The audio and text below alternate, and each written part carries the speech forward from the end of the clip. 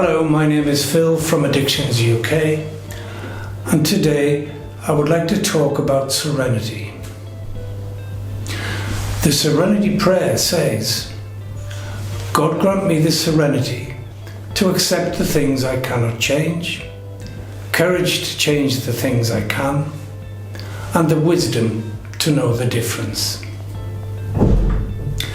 In understanding serenity, we need to break that down into three constituent parts. First of all, we need to ask, what is serenity?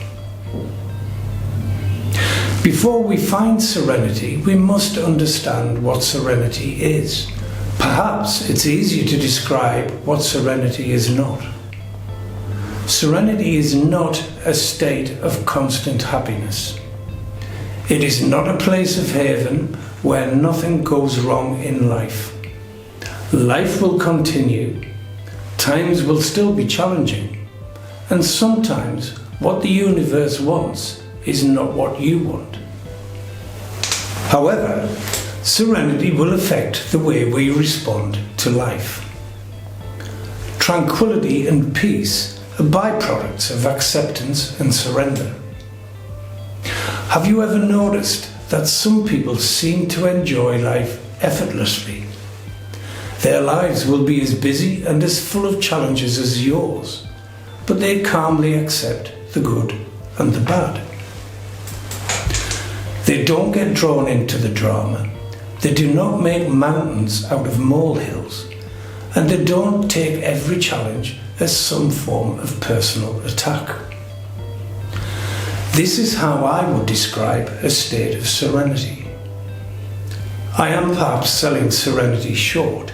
It is more than this. But this description provides a good starting point for understanding and guiding us on our journey. Acceptance is key. To enjoy life, we must first accept both the good and the bad. Whilst most of us get this, many of us will fail to admit we are powerless in this.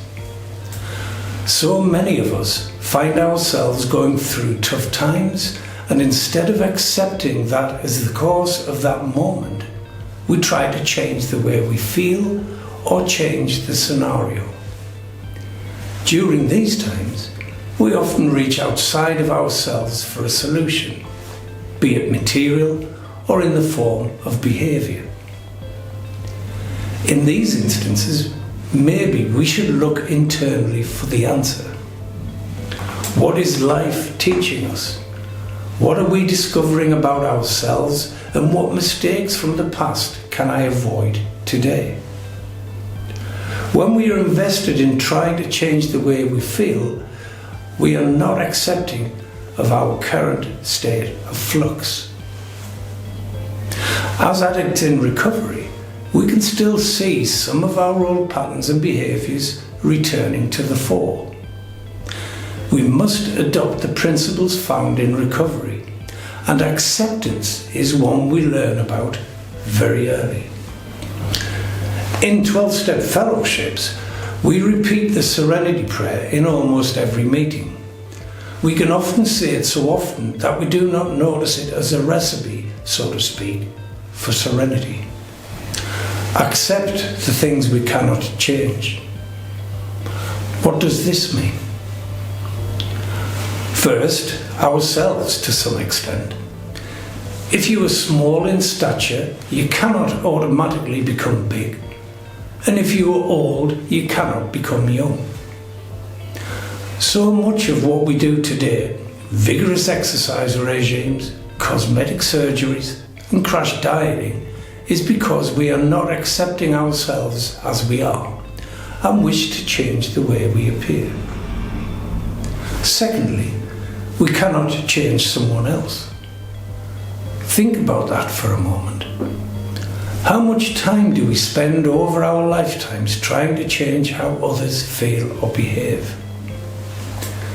When we genuinely recognize that we are powerless over others in our life, it comes as a relief. It rewards us with more time to be invested in more worthwhile pursuits, our relationships with ourselves. Finally, we cannot change our past. Guilt and shame are common companions in early recovery. If you ask anyone in long-term recovery how they resolved their guilt and shame, they will tell you it was the acceptance of themselves, of their journey, of their addiction, and of the responsibility they applied when making amends. No one has undone the past. However, what they have done is learned from it and use those lessons today.